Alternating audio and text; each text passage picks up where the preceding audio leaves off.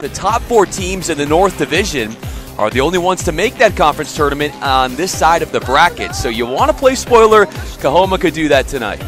Crump is able to run the baseline, gets it to Harris, heaving a 3. It's good! It's good! Oh, wow! Harris, the game winner! Elijah Powell driving around Hayes, slashing inside. And the finish. Here comes a double team. McCline able to elude it, sauntering down the lane, banks it in. Josh, you mentioned the bank shot. Why aren't more players using it? And there it is. They're listening to you. I'm going to put a check in my column there. Powell flashing in the paint. There is Spate, a long 3. Powell inside, no. Volleyed out to Spate. Puts it in. Because she had worked inside out. McCline off target on the three-pointer, and there is a turnaround missed by Green. Another opportunity here for LZ with about a minute to go in the first quarter. McCline! We got a tie ball game, and the Oxford fans are on their feet. Reinvigorated, energized as Terry Williams slaps the floor defensively. And Winston right back there with the answer. Brian Fenley here alongside legendary coach Tim Speech. A lot of stats from both teams, very similar. We talked about it, the turnovers, the rebounds, the field goal percentage. What is it going to take for that one team to pull away and really have that edge? One of the teams is going to have to create turnovers. Yeah, the Choctaws going 0 for 4 from beyond the arc in the first quarter. They have now made 3 threes in the second quarter. Here was Harris with an aggressive take to the cup. He's got a great frame, coach. Really explosive off the dribble. And he has good touch also. Locke misfiring. And off last on Harris as he and Spate were going after the loose ball. Doss coming back in for the Bearcats.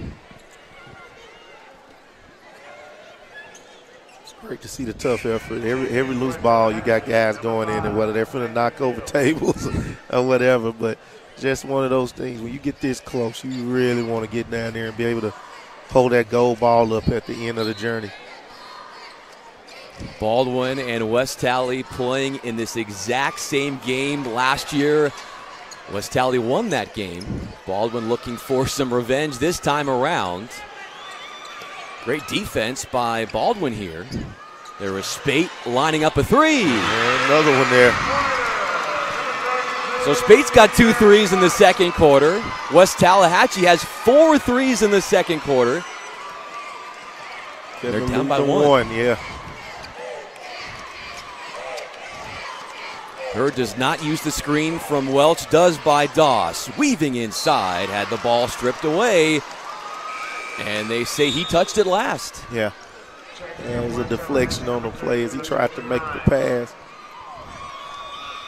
Hurd get great penetration, though. He's getting into the gut and heart of that defense, and he's able to make some things happen, and I know Coach will probably try to address him, keep him out the lane there.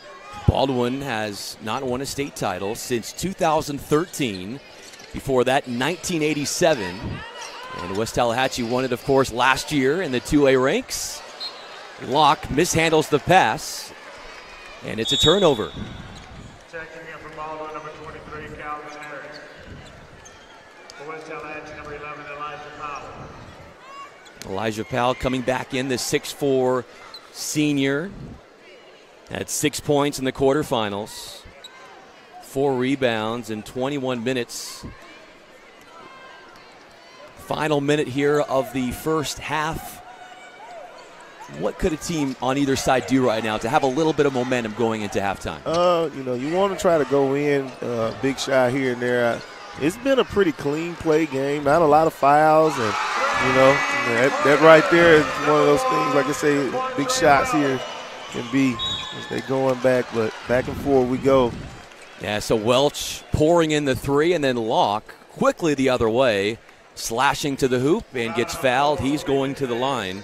I think the key right now is for neither team to kind of get out of character of what they're doing and give the other team to run. Just kind of know that you played a great half and go in the locker room and let's go out here and lace them back up and go really hard the second half and try to take control in some kind of way.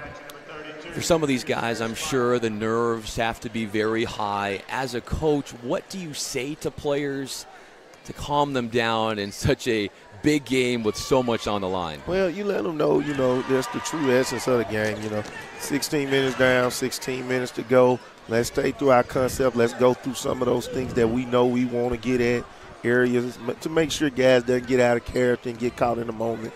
Know where you want to go. Let's not do anything that, we're not accustomed to doing in those kind of deals. Here is Hurd, cross court for Michael Crump. Almost a step through steal. Here comes Hurd, picked up by Spate. The little push shot will not go, and Locke vacuums in the rebound. 15 on the clock here in the second quarter. Locke to the rim, but he traveled. Hammond, a 52% shooter from the line, coming in with a lot of momentum. A season-high 15 points she logged in that win against Northwest. An 11-point W in Clarksdale, where the Tigers scored 30 first-quarter points, 23 third-quarter points, and Love with the stick back. Pure tenacity by Diamond Love to get to that basketball. You get 3 points instead of 2. You're almost happy you missed a free throw. And she averages 4 rebounds per game around a screen from Baker. Here comes a take by Pimpton, and she gets bumped in the act. See, and that's crucial because that's the third for Rogers. Jenkins has been on the bench for most of the quarter with 3. So now you've got Eccles out, Rogers with 3, Jenkins with 3. You're talking about your 2 best low post players. Really need Hammond to step up here. Pimpton, in her last game that lost to Northeast, went 7 of 8 from the free throw line, went 1 of 7 from the field, had 9 points.